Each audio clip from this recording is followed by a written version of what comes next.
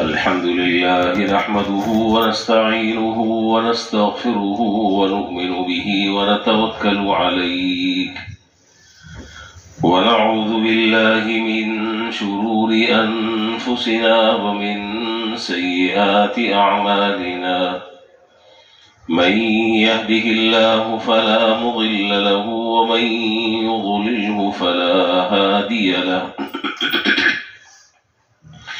وأشهد أن لا إله إلا الله وحده لا شريك له وأشهد أن سيدنا وسندنا وشفيعنا ومولانا محمدا عبده ورسوله صلى الله تعالى عليه وعلى آله وأصحابه وبارك وسلم تسليما كثيرا كثيرا.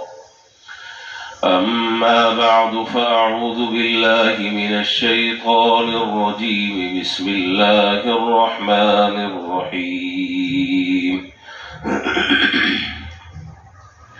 واعبدوا الله ولا تشركوا به شيئا وبالوالدين إحسانا وبذي القربى واليتامى والمساكين والجار ذي القربى والجار الجنب والصاحب بالجنب وابن السبيل. آمنت بالله صدق الله مولانا العظيم وصدق رسوله النبي الكريم ونحن على ذلك لمن الشاهدين والشاكرين والحمد لله رب العالمين.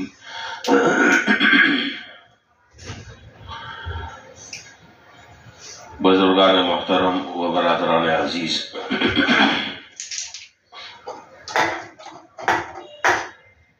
اللہ رب العالمین نے اس انسان کی تخلیق کچھ اس طریقے سے فرمائی ہے کہ اس کی فطرت میں اور اس کی نیچر میں، اس کی خصلت میں یہ بات رکھ دی گئی ہے کہ وہ اکیلا اور تنہا نہیں رہ سکتا. اسی وجہ سے اسلام میں رہبانیت سے منع فرمایا گیا ہے. رہبانیت کا معنی یہ کہ آدمی اپنے بیوی بچوں کو چھوڑ دے، کاروبار، تجارت، اسباب معیشت اختیار نہ کرے اور کہیں تنہائی میں کوئی کونا اور گوشہ پکڑ کر اللہ اللہ کر لے. اسلام اس کی اجازت نہیں دیتا. اسلام اس کی حوصلہ شکنی کرتا ہے. مشکات شریف میں روایت ہے، جناب نبی کریم صلی اللہ علیہ وسلم نے فرمایا کہ وہ آدمی اس شخص سے زیادہ بہتر ہے جو لوگوں کے ساتھ رہتا ہے، لوگوں کے ساتھ ملتا جلتا ہے، ان کے ساتھ طرح طرح کا اس کا واسطہ پڑتا ہے اور پھر ان لوگوں کی طرف سے جو تکلیفیں اور ایذائیں پہنچتی ہیں اس پر وہ صبر کرتا ہے، اس کو وہ خندہ پیشانی برداشت کرتا ہے. یہ اس آدمی سے لاکھوں درجے بہتر ہے جو کسی سے ملتا ملاتا نہیں ہے. ظاہر ہے کہ جب کسی سے ملے گا ملائے گا نہیں، جب کسی سے تعلق ہی نہیں رکھے گا، کوئی اس کے قریب نہیں آئے گا تو کوئی تکلیف بھی نہیں دے گا، اور جب کوئی تکلیف نہیں دے گا تو پھر صبر کس بات پر کرے گا. تو یہ روایت جو ہے وہ مشکات میں ہے. تو معلوم یہ ہوا کہ اللہ تعالیٰ نے انسان کی فطرت میں یہ بات رکھی ہے کہ وہ لوگوں سے ملے جلے، لوگوں کے ساتھ اختلاط کرے. اکیلا آدمی آپ نے پتہ ہے بیماریوں کا شکار ہو جاتا ہے. انسان کی فطرت ہے، نیچر ہے اس کی. اللہ رب العالمین نے اس معاشرے کی اور خاندان کی خوبصورتی اس کے اندر رکھی ہے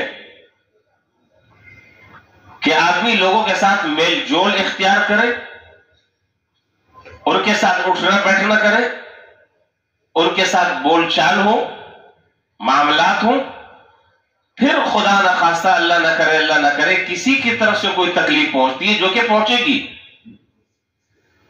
جہاں دو برتن ہوں گے وہ کھڑکھڑائیں گے آپس میں، ایسا ہو نہیں سکتا۔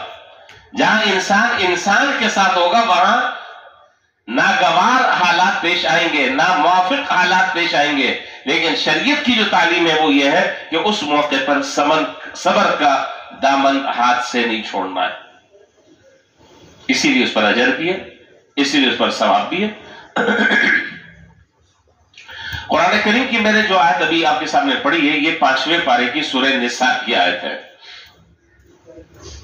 اس آیت میں اللہ تعالیٰ نے، یہ آیت بڑی جامع ہے، اس آیت میں اللہ تعالیٰ نے مختلف اصحاب حقوق کے حقوق کا تذکرہ فرمایا،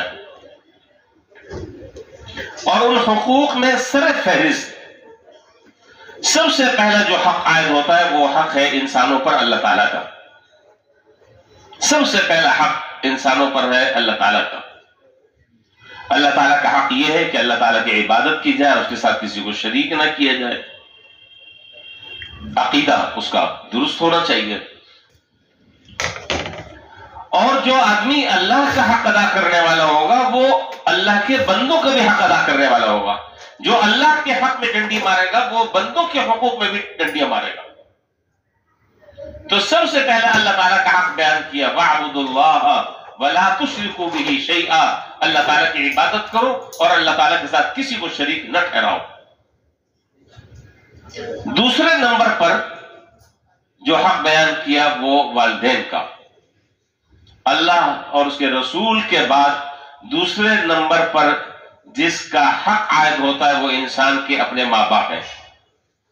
ظاہر ہے اس کی وجہ آپ جانتے ہیں کہ ماں باپ جو ہے وہ اس دنیا میں آنے کا سبب بنے، اور پھر اس کے بعد پیدائش سے لے کر جوان ہونے تک، اور جوان ہونے کے بعد بھی بڑی عمر تک کے اس کی ہر ضرورت کو پورا کرتے ہیں اور اس کی نگہداشت کرتے ہیں اور اس کا خیال رکھتے ہیں اور ان کے حقوق ادا کرتے ہیں۔ اس لیے اللہ اور اس کے رسول کے بعد دوسرے نمبر پر ماں باپ کا حق۔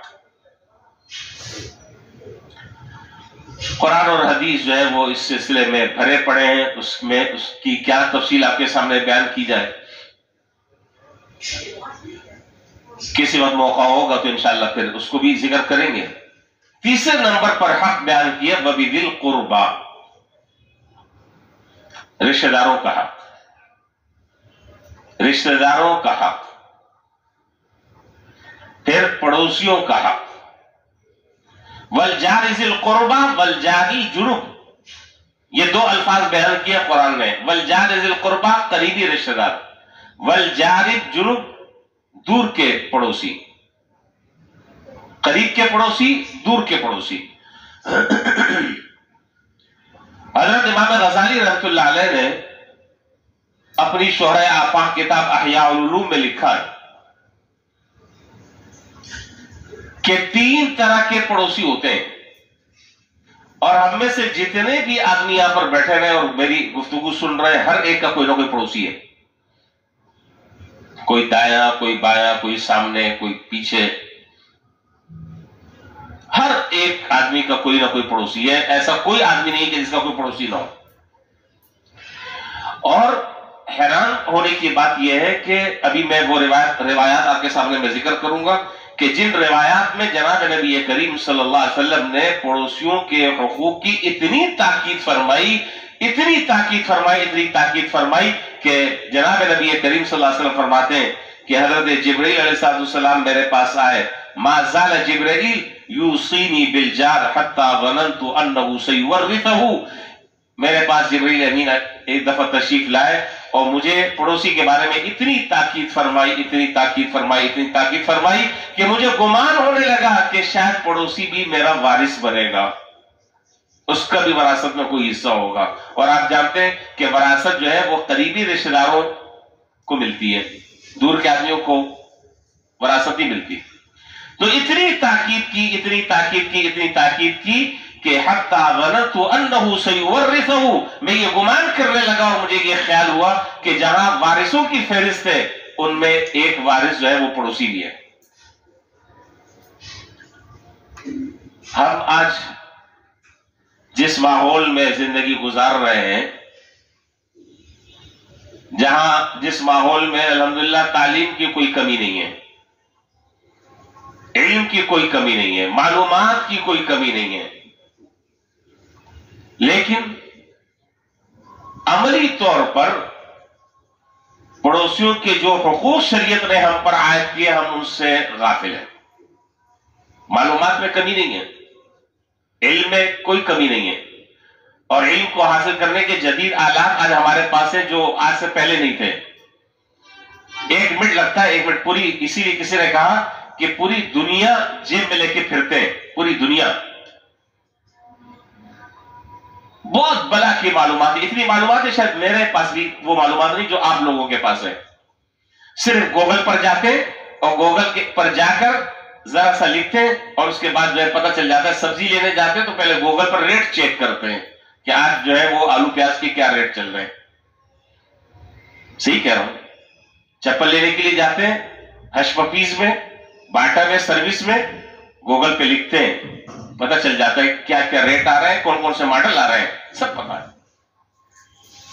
کپڑے لینے جا رہے ہیں، کون سے برانڈ کا کپڑا کیا قیمت ہے، گھر سے ساری تیاری کر کر نکلتے ہیں۔ تو عجیب بات یہ ہے، معلومات کی کوئی کمی نہیں، اور جدید جو علم کے آلات اور ذرائع ہیں ان کی کوئی کمی نہیں، لیکن جتنا مجھے تو ایسا معلوم ہوتا ہے کہ جتنا علم بڑھ رہا ہے، جتنی معلومات بڑھ رہی ہیں، جتنی معلومات بڑھ رہی ہیں، عمل کے اعتبار سے ہم اتنے کورے ہوتے جا رہے ہیں، عمل کے اعتبار سے اتنے کورے ہوتے جا رہے ہیں، جس کو یوں اگر کہا جائے کہ پڑھا لکھا ایک جاہل ہے تو میرا خیال شاید یہ کوئی مبالغہ نہیں ہے۔ ایک آدمی وہ ہے کہ جس کو تو کچھ پتہ ہی نہیں ہے بیچارے کو، اور ایک وہ ہے کہ پتہ سب کچھ ہے لیکن کرنا نہیں ہے، کرنا جو ہے وہ اپنی مرضی سے کرنا ہے۔ تو میں یہ عرض کر رہا تھا کہ شریعت نے پڑوسیوں کے جو حقوق بیان کیے اس میں روایتیں جناب نبی کریم صلی اللہ علیہ وسلم کے ارشادات اتنے زیادہ ہیں کہ اگر آدمی اس کو پڑھنے لگے تو ایسا لگتا ہے کہ آدمی سب کام چھوڑ چھاڑ کر بس پڑوسیوں کے حقوق ہی ادا کرتا رہے تو اللہ کی بارگاہ میں انشاءاللہ سرخرو ہو جائے گا۔ اللہ تعالیٰ ہمیں اس کی فکر کی توفیق عطا فرمائے۔ یہ جو باتیں ذکر ہو رہی ہیں یہ کوئی رسمی باتیں نہیں ہیں، یہ باتوں کا ایک مذاکرہ ہے تاکہ ہم اپنا بھولا ہوا سبق یاد کر لیں اور ہم وہ ماحول اور وہ معاشرہ ہم ایسا بنائیں، وہ ماحول ہم بنائیں، وہ معاشرہ، وہ خاندان ہم بنائیں کہ ہمارا لگا ہوا پودا ہمارے جانے کے بعد بھی سایہ دار درخت بن جائے اور اس سے ہمیں فائدہ پہنچ جائے۔ ہم اپنی آل اولاد کی، اپنی نسلوں کی انہی خطوط پر تربیت کریں جن خطوط پر تربیت کرنے کا جناب نبی کریم صلی اللہ علیہ وسلم نے ہمیں حکم دیا۔ پہلی بات اس سلسلے میں جو بات مجھے عرض کرنی ہے، آج وہ ساری باتیں تو آج نہیں ہو سکیں گی، پہلی سب سے بنیادی بات دیکھیے، دین کے بہت سارے شعبے، دین کے بہت سارے شعبے، عقائد، عبادات، معاملات، معاشرت، اخلاق وغیرہ وغیرہ۔ سب سے بڑی خرابی، سب سے بڑی برائی ہمارے اندر یہ ہے، اور خدا جانے یہ بات آئی کہاں سے، کس نے یہ بات دماغ میں ڈالی، کہاں سے یہ بات آئی دماغ میں، اللہ تعالی بہتر جانتے ہیں۔ اور وہ بات ایسی پتھر پر لکیر ہو گئی ہے کہ آپ لاکھ چیختے رہے، چلاتے رہے، آپ سمجھاتے رہے، لیکن مجھے تو بظاہر ایسا لگتا ہے کہ کوئی سنوائی نہیں ہے، کوئی فائدہ نہیں۔ وہ کیا؟ ذہن میں بات یہ ڈال دی ہے اور دماغ میں یہ بات بٹھا دی گئی ہے کہ دین نام ہے صرف نماز روزے کا۔ بات سمجھ شریف میں آپ کی آ رہی؟ یہ بات دماغ میں بٹھا دی گئی ہے کہ دین نام ہے صرف نماز روزے کا، صرف ساتھ صرف بھی لگائے پھر بات بنے گی۔ دین نام ہے صرف نماز روزے کا، اللہ اور اس کے رسول کا تو یہ بیان نہیں ہے۔ انہوں نے تو دیندار آدمی کی تعریف یہ نہیں کی کہ جو نماز روزے کا پابند ہے وہ دیندار ہے، کہیں پر بھی نہیں لکھا ہوا ہے۔ چنانچہ اس یہ تصور اور یہ خیال دل اور دماغ میں ایسا بیٹھ گیا ہے کہ ہم تو دن رات دیکھتے رہتے ہیں یہ تماشا، اور آپ بھی دیکھتے ہوں گے، آپ بھی اسی معاشرے کے ایک فرد ہیں، آپ بھی اسی ماحول میں اور اسی معاشرے میں رہتے ہیں، اسی محلے میں جہاں ہم رہتے ہیں۔ اچھے خاصے آپ نے لوگوں کو دیکھا ہوگا نماز روزے کے بڑے پابند، بس اوقات بعض لوگ ایسے بھی ہوتے ہیں کہ جو صف اول کے پابند، لیکن اگر آپ ان کے معاملات دیکھیں، ان کی معاشرت دیکھیں، ان کے اخلاق کا اگر آپ جائزہ لیں تو 0/0 وجہ کیا ہے؟ وجہ یہ کہ ہم ان چیزوں کو دین کا بنیادی حصہ اور دین کا بنیادی شعبہ ہم سمجھتے ہی نہیں ہے، ہم ان تمام چیزوں کو نکال کر باہر پھینک دیا۔ یہی وجہ ہے، نماز پڑھ رہے ہیں، نماز اذان ہو گئی، آگے جماعت میں تکبیر اولیٰ سے الحمدللہ نمازیں بھی ہو رہی ہے، قرآن کی تلاوت بھی ہو رہی ہے، تسبیح بھی چل رہی ہے، لیکن یہی آدمی جب دکان پر بیٹھ رہا ہے تو 2 نمبر کام کر رہا ہے، ہو رہا ہے نہیں ہو رہا؟ یہ میں اس آدمی کی بات کر رہا ہوں جو نماز کا پابند ہے، جو تہجد کا پابند ہے، جو ذکر اور تسبیح اور دیگر اوراد اور وضاحت پابندی سے کر رہا ہے۔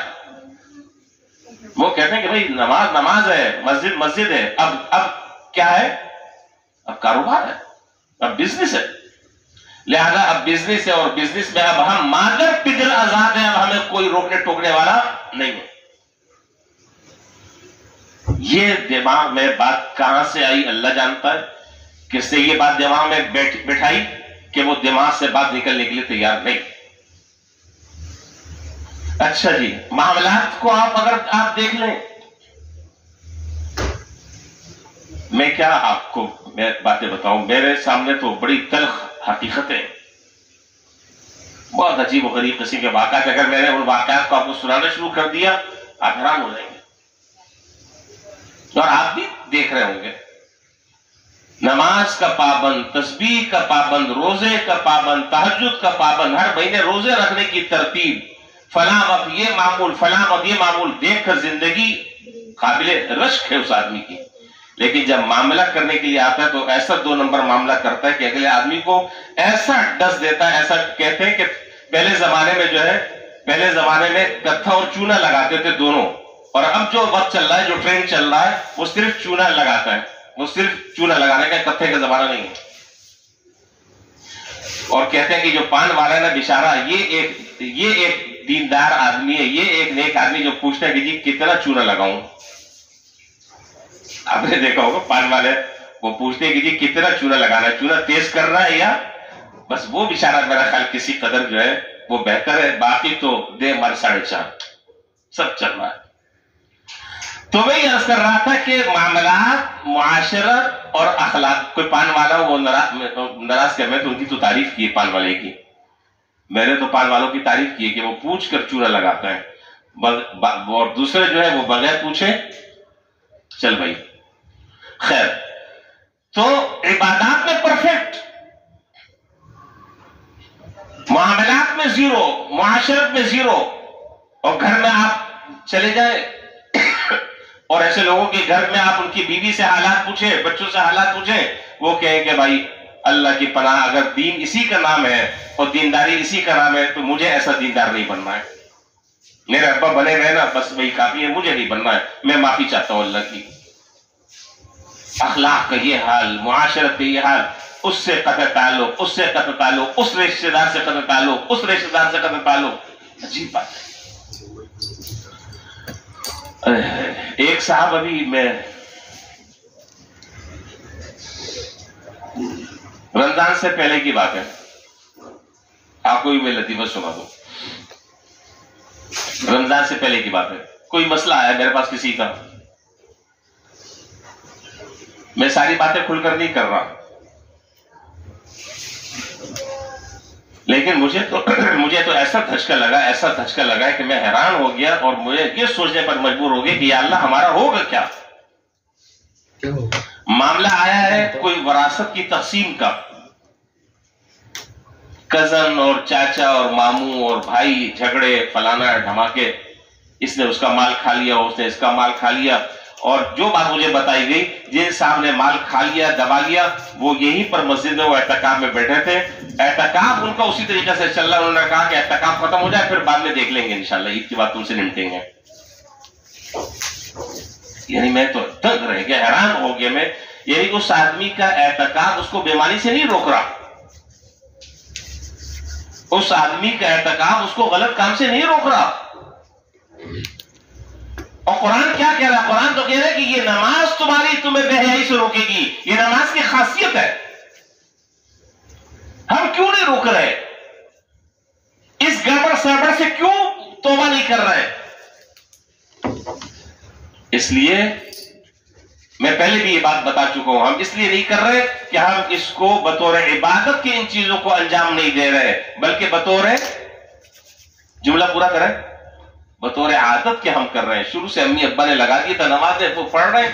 اب نماز ایک الگ چیز ہے، اور کسی کا میں نے حق مارا ہے، کسی کا مال میں نے بٹورا ہے، کسی کے مال پر میں نے قبضہ کر لیا ہے، کسی کی وراثت پہ قبضہ کر لیا ہے، بہنوں کو اس کا حق میں نہیں دے رہا، یہ میرا ذاتی مسئلہ ہے، اس میں تو مسجد کے مولوی کو بھی بولنے کا حق حاصل نہیں ہے۔ نماز روزہ اپنی جگہ، اور بہنوں کا جو حق میں نے مارا ہے اور ان کا حق میں ان کو ادا نہیں کر رہا، اور جو وصیت کی ہے اس وصیت کے مطابق وارثوں میں وراثت تقسیم نہیں کر رہا، یہ میرا ذاتی فعل ہے۔ تو آپ مجھے بتائیں پھر کیا آپ کس چیز کی امید رکھتے ہیں؟ بہرحال تو میں عرض کر رہا تھا کہ عقائد، عبادات، معاملات، معاشرت اور اخلاق یہ دین کے شعبے ہیں۔ اس معاشرت میں سب سے مین پوائنٹ وہ کیا ہے کہ انسان جو ہے وہ اصحاب حقوق کے حقوق ادا کرے۔ ماں باپ کے حقوق ہے، بیوی بچوں کے حقوق ہے، رشتہ داروں کے حقوق ہے، پڑوسیوں کے حقوق ہے، قریب کے لوگوں کے حقوق ہے، دور کے لوگوں کے حقوق ہے، یہاں تک کہ قرآن نے تو یہ کہا ہے وَالصَّاحِبِ بِالْجَنْبِ، رشتہ داروں کے اور پڑوسی کے حقوق تو بہت بعد کی بات ہے۔ وَالصَّاحِبِ بِالْجَنْبِ، صاحب بالجنب کا ترجمہ حضرت مولانا مفتی تقی عثمانی صاحب دامت برکاتہم نے فرمایا کہ صاحب بالجنب کا معنی تھوڑی دیر کا ساتھی، صاحب بالجنب کا معنی تھوڑی دیر کا ساتھی۔ ابھی یہ جتنے لوگ بیٹھے ہوئے یہاں پر یہ ہے وَالصَّاحِبِ بِالْجَنْبِ، بس میں آپ سفر کر رہے یہ ہے وَالصَّاحِبِ بِالْجَنْبِ، ٹرین میں آپ سفر کر رہے وَالصَّاحِبِ بِالْجَنْبِ، جہاز میں آپ سفر کر رہے یہ ہے وَالصَّاحِبِ بِالْجَنْبِ۔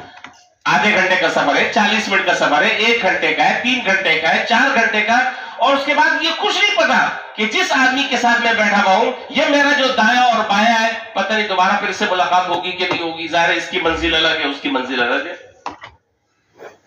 قرآن تو وَالصَّاحِبِ بِالْجَنْبِ کا بھی حق ادا کرنے کی تاکید کر رہا ہے۔ تھوڑی دیر کے جو ساتھی ہیں جو تھوڑی دیر کے لیے آئے ہیں، نمازی ہیں، نمازی بہت سارے ہوتے ہیں، اب تمہارے دائیں بھی کوئی بیٹھا ہوا ہے، بائیں بھی کوئی بیٹھا ہے، بس تکلیف مت دو، تھوڑی دیر کی بات ہے، اگر ذرا سی کوئی مشقت اور پریشانی ہے تو برداشت کر لو، آدھے گھنٹے کے بعد یہ مجلس ختم ہو جائے گی، ہر آدمی اپنے اپنے گھر چلا جائے گا، پھر پتہ نہیں دوسری نماز میں تمہارا آنکڑا کس کے ساتھ ہو، اور اگر تم نے کسی کا حق مار لیا تو تم کب تک اس سے معافی طلبی کرتے رہو گے؟ اب آپ بس میں جا رہے ہیں، آپ ٹرین میں جا رہے ہیں، آپ جہاز میں جا رہے ہیں، اور کوئی آپ کا پڑوسی ہے اور اس کو اللہ نہ کرے کوئی تکلیف پہنچا دی، کب معافی مانگو گے؟ کہاں جاؤ گے معافی مانگنے؟ کیسے اطلاع کرو گے کہ بھائی مجھے معاف کر دو اللہ کے لیے؟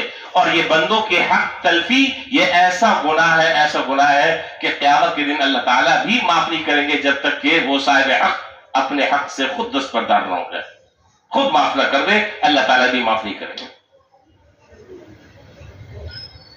اللہ اکبر۔ مسجد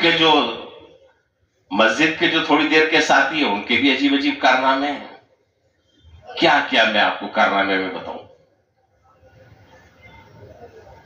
ایک چھوٹی سی مثال بتا دیتا ہوں آپ کو اگر آپ اجازت دیتے ہیں. دو آدمی پہلے سے بیٹھے ہوئے، یہ میرا خود مشاہدہ ہے اور مشاہدے کا انکار نہیں ہو سکتا. دو آدمی پہلے سے بیٹھے ہوئے، تھوڑی سی جگہ تھی نماز سے پہلے. اب وہ ایک آدمی باہر دیر سے آیا، اس نے کہا کہ جی ذرا سا آپ ادھر ہو جائے تھوڑا سا. وہ ہٹنے کے لیے ایک آدمی تیار نہیں ہے. جگہ ہے تھوڑی سی، اور جب صف بنے گی، جماعت کھڑی ہوگی تو ایک آدمی کی گنجائش نکل جائے گی آرام سے، لیکن وہ ہٹنے کے لیے تیار نہیں. اور سے سنیں مثال. اب جماعت کھڑی ہوئی، وہ صاحب جو بعد میں آئے وہ اندر گھس گئے. گھس کے آگے جگہ بن گئی، دو آدمی کی جگہ میں تین آدمی آرام سے سہولت سے کھڑے ہو گئے. اب اس کے بعد یہ جو صاحب ہے جو اس کو آنے کے لیے تیار نہیں تھے، اس کو انٹری دینے کے لیے تیار نہیں تھے، اس کو سب میں شامل کرنے کے لیے تیار نہیں تھے.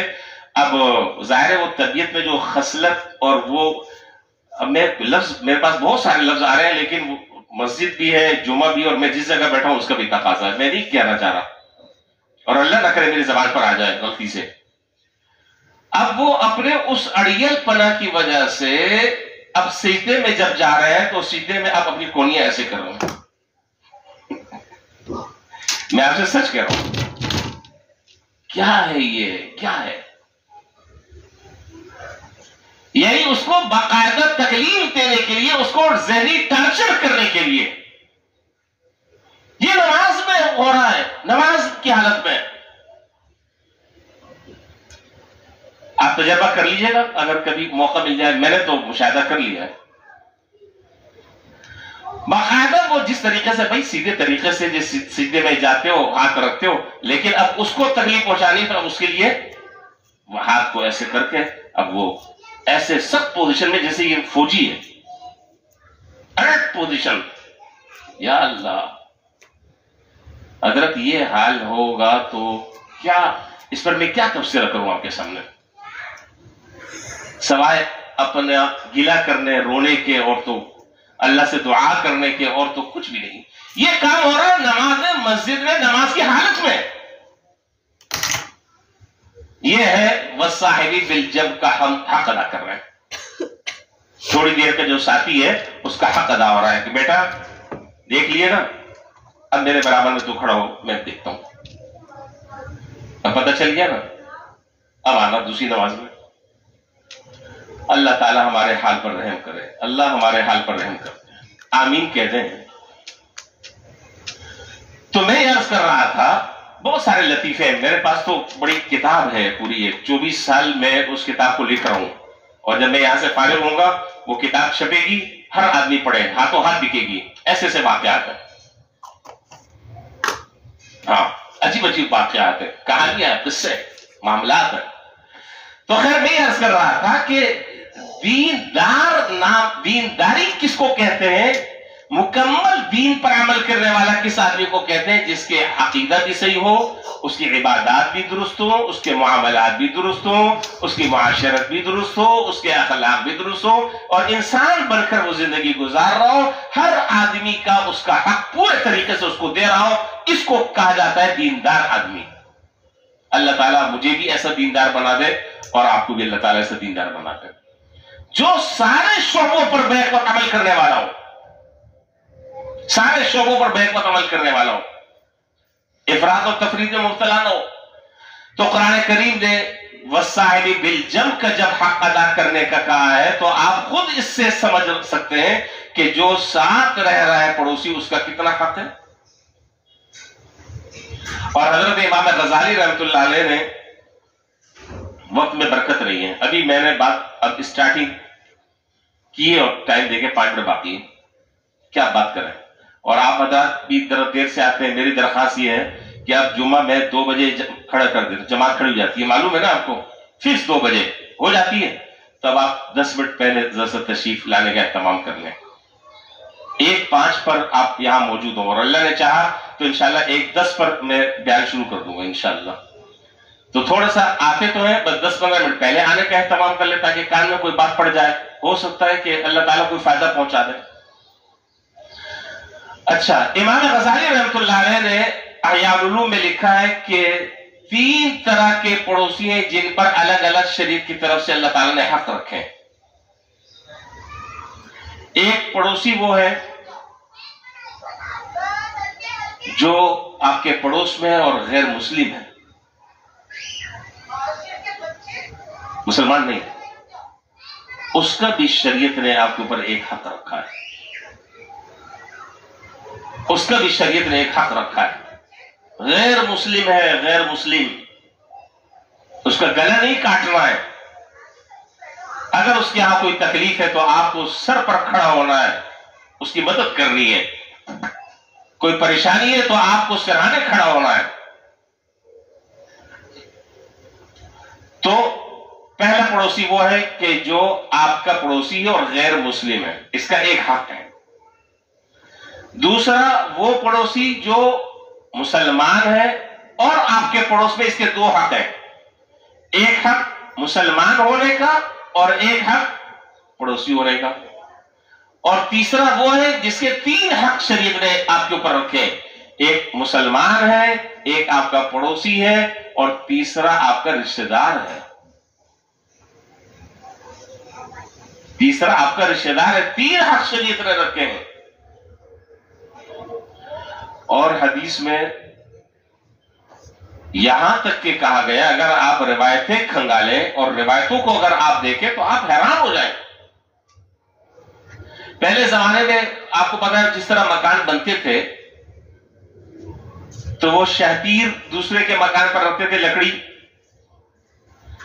حدیث میں یہاں تک فرمایا کہ اگر کوئی آدمی اپنا مکان بنا رہا ہے اور مکان بناتے وقت اس کو اپنے چھت کی شہتیر آپ کی دیوار پر اگر رکھنے کی اس کو ضرورت پڑ رہی ہے، یا آپ کی دیوار میں وہ سوراخ کر کر اپنی شہتیر رکھنا چاہتے ہیں، تو اس کو منع نہ کرو، اس لیے کہ منع کرو گے تو وہ بیچارہ الگ سے اپنی پوری دیوار کھینچے گا۔ آپ مجھے بتائیں، اب جو مکان بن رہے ہیں حضرت، کاغذ کا پیڑ سارا بن رہا ہے، کے بی سی سے جو نقشہ پاس ہو رہا ہے اس نقشے میں بتایا جا رہا ہے کہ جی 3 سائڈوں سے 3 4 فٹ جگہ چھوڑی ہوئی ہے، جس کے بغیر نقشہ پاس نہیں ہوگا۔ کاغذ کا پیڑ پورا بھرا جا رہا ہے، جو سروے کرنے والا آ رہا ہے اس کے ساتھ پوری سیٹنگ ہے، اور جب مکان بنانے کا مرحلہ آ رہا ہے تو میں تو دیکھ کر بے دنگ اور حیران ہو جاتا ہوں کہ روشنی اور ہوا کے لیے بھی وہ ظالم جگہ نہیں چھوڑتا، وہ اپنی دیوار کو دوسری کی دیوار کے ساتھ چپکا کر بنا رہا ہے۔ ایسا ہو رہا ہی نہیں ہو رہا؟ آپ دیکھ لیں جا کے، ایک آدمی دوسری کی دیوار کے ساتھ چپکا کر دیوار اپنی کھڑی کر رہا ہے۔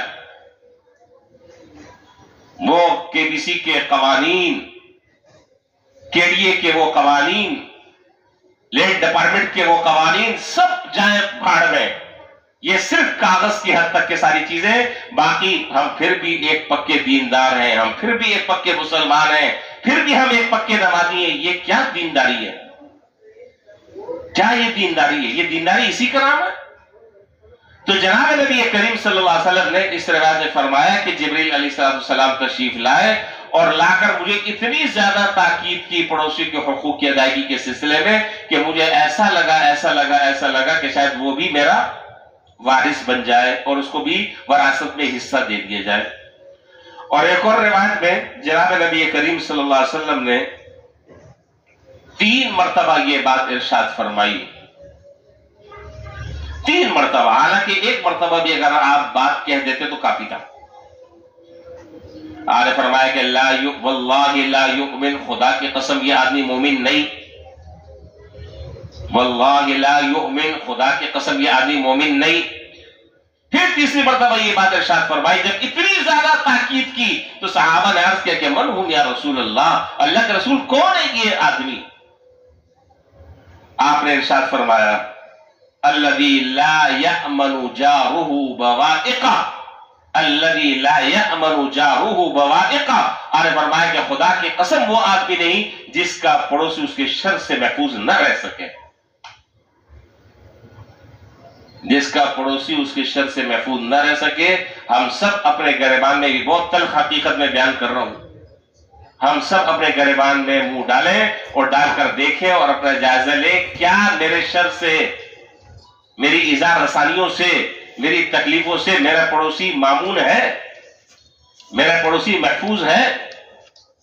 اگر ہے اور آپ کو وہ سرٹیفکیٹ دے دیتا ہے تو یقین جانیں دنیا کے کسی ادارے سے آپ کو سرٹیفکیٹ لینے کی ضرورت نہیں ہے۔ اور اگر خدا نخواستہ اللہ نہ کرے وہ کہتا ہے کہ بھائی اللہ کی پناہ ہے، اللہ کی پناہ ہے، مجھے ایسا پڑوسی اللہ مجھے کیا کسی اور کو بھی نہ دے، تو پھر یہ سوالیہ نشان ہے۔ اس حدیث کی روشنی میں جو میں نے بھی آپ کے سامنے بیان کی کہ جناب نبی کریم صلی اللہ علیہ وسلم 3 مرتبہ یہ بات ارشاد فرما رہے ہیں کہ اللہ کی قسم وہ آدمی مومن نہیں کہ جس کا پڑوسی اس کے شر سے نہ بچ سکے۔ ہم سب کو اپنا جائزہ لینا چاہیے۔ میں نے شروع میں عرض کیا تھا، اس وقت بہت سارے لوگ نہیں تھے، شروع میں نے عرض کیا کہ ہم میں سے ہر آدمی کا پڑوس ہے، تو کم سے کم اتنا تو ہمیں خیال کرنا چاہیے کہ اپنے پڑوسیوں کو اپنی ایذا رسانیوں سے اور اپنے شر سے محفوظ رکھ سکیں۔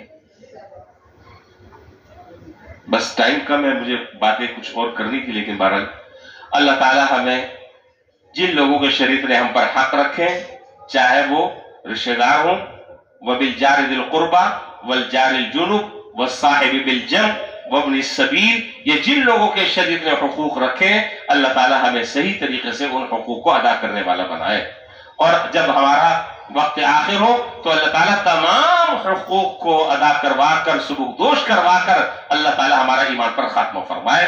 معاملہ بڑا خطرناک اور معاملہ بڑا نازک ہے، یہ میں بار بار آپ سے ذکر کر رہا ہوں۔ معاملہ بڑا نازک ہے، بڑا اہم معاملہ ہے، کہاں کس سے کیا حق تلفی ہو رہی ہے وہ خود جانتا ہے۔ اللہ تعالیٰ ہمیں ہدایت بھی نصیب فرمائے اور ان باتوں پر اللہ تعالیٰ ہمیں عمل کرنے کی بھی توفیق عطا فرمائے۔ وآخر دعوانا الحمدللہ رب العالمین۔